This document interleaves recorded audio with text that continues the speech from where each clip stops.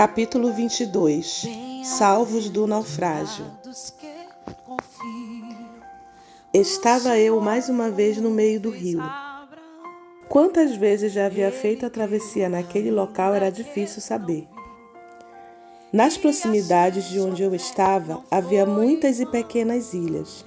Eu já havia visitado a maioria delas. Era coisa agradável remar. Naquela ocasião, as águas estavam tranquilas, o que dava certo descanso ao meu espírito. Além do mais, eu não estava com pressa, como das outras vezes. Em outras ocasiões em que passara por ali, as ondas se agitaram e o barco esteve prestes a naufragar.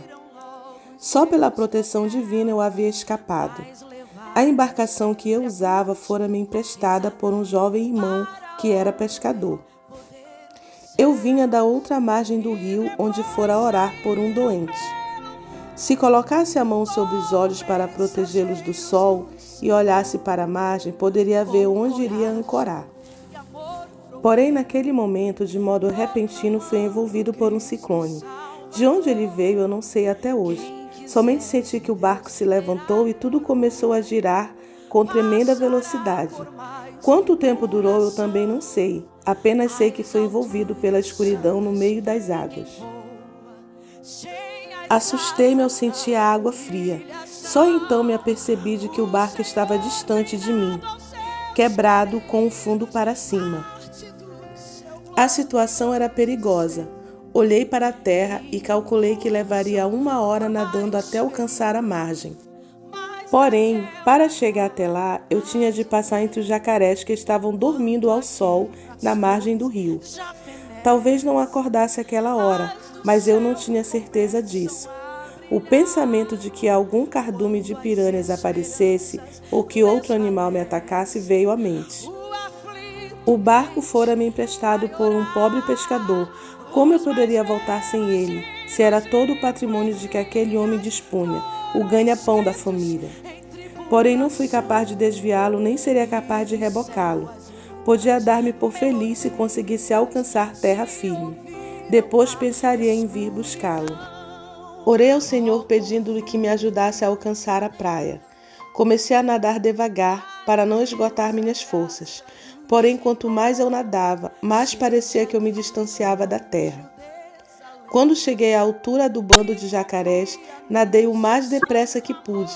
Parece que eles não se aperceberam da minha presença e continuaram felizes como antes, dormindo. Finalmente alcancei a margem do rio. Estava muito cansado depois de nadar tanto. Descansei durante algum tempo para depois continuar a andar. Para atrasar ainda mais minha viagem, encontrei pela frente um pantanal onde os pés afundavam e eu mal podia andar. Quando alcancei terra firme, dirigi-me à casa do irmão que me emprestara o barco e contei-lhe o que sucedera. Ele ficou um tanto aflito, como eu previra, mas depois acalmou-se. O mais importante era que eu estava salvo.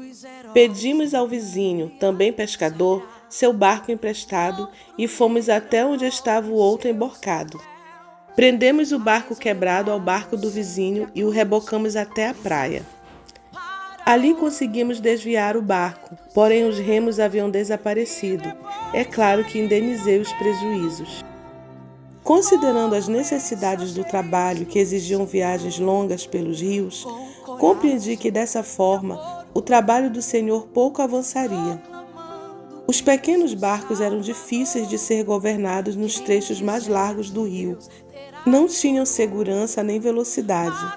Passar horas e horas remando para depois pregar prejudicava o pregador.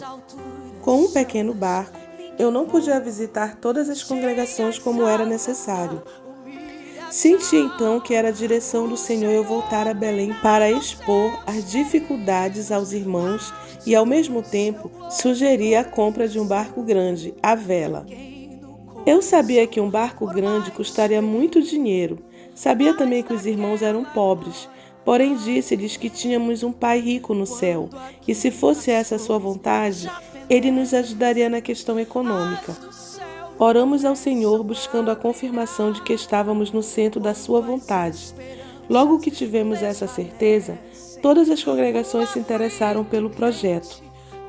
A igreja decidiu comprar um barco à vela para empregá-lo na missão da evangelização. Foram escritos em tribulação, e do céu as lindas melodias se ouviram na escuridão.